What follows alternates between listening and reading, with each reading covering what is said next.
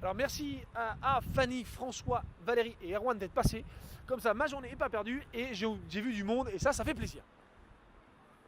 Alors, le troisième thème de la journée, c'est les messies. Qu'est-ce que j'entends par les messies? Déjà, on va définir qu'est-ce qu'un messie. Selon moi, un messie, c'est un homme ou une femme qui a un message à communiquer assez semblable sur le devenir, sur ce qui va se passer. Qu'est-ce qui va se passer?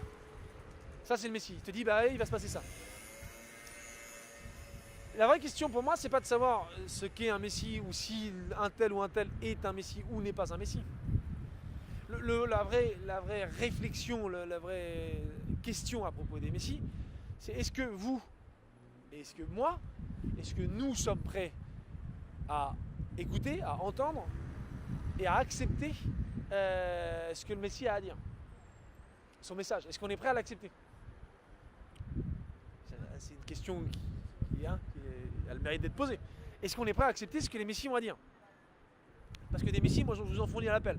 Je vais vous fournir une petite liste comme ça là, rapidos, comme ça, sec. Bon, Pierre Rabhi, typiquement, son message il est assez puissant. Est-ce qu'on est prêt à écouter? Le général Wesley, c'est l'un des généraux de l'armée américaine qui commente le 12 septembre, les attentats du 11 septembre. Grosso modo, c'est ça. Peter Joseph, le mec de Zeitgeist. John Perkins, le Economic Hitman, qui fait ses confessions et qui dit ce que c'est qu'un Economic Hitman. Pierre Hillard, donc spécialiste de la Constitution européenne, la façon dont l'Europe fonctionne. Étienne Chouard, même credo. Laurent Louis, le député belge, qui en balance du lourd. Là. Tous les témoins du 11 septembre qui disent mais non, mais nous on a entendu des explosions et ça venait pas de là-haut. Tu vois? Et ces gens-là, est-ce qu'on les écoute? Ce sont des messies, ils ont un message à communiquer. Est-ce qu'on entend? Est-ce qu'on l'écoute? Des gens comme Olivier Berruyer ou Olivier Delamarche pour critiquer le système économique et financier dans lequel nous vivons. Est-ce qu'on les écoute, ces gens-là? Est-ce que vous êtes prêts à accepter ce qu'ils ont à dire? Des gens comme Marion Sigaud ou Henri Guillemin qui remettent en question l'histoire et la façon dont l'histoire est écrite. Est-ce qu'on est prêt à faire la paix avec notre histoire et à écouter ce que ces messies ont comme message à dire? Et des gens comme Charles Lindbergh ou Henry Ford ou Woodrow Wilson, pour des gens qui sont maintenant morts et qui ont laissé des messages assez forts, qu'est-ce qu'on en fait? Il y a plein de monde, hein. Si vous en voulez plus des liens, demandez-moi et je vous envoie des liens.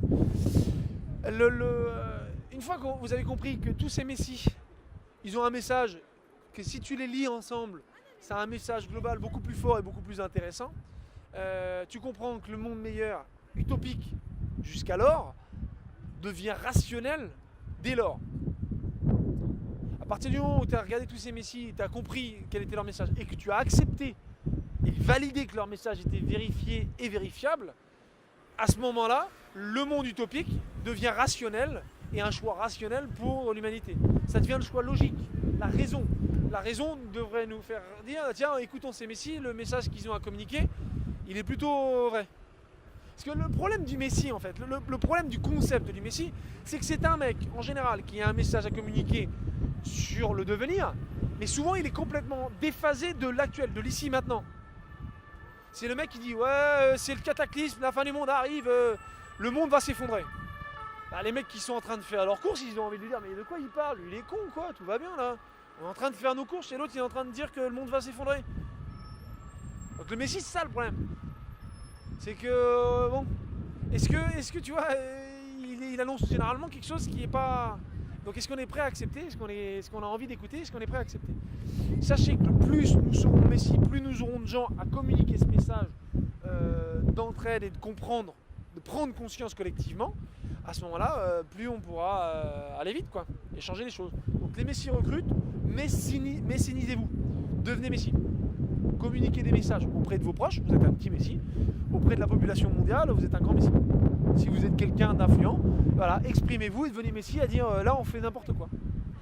Bon allez, je vous laisse là-dessus, et puis on se retrouve donc sur le dernier thème de la planète avant de conclure et de rentrer tranquillement dans mon lit. Allez, tchau!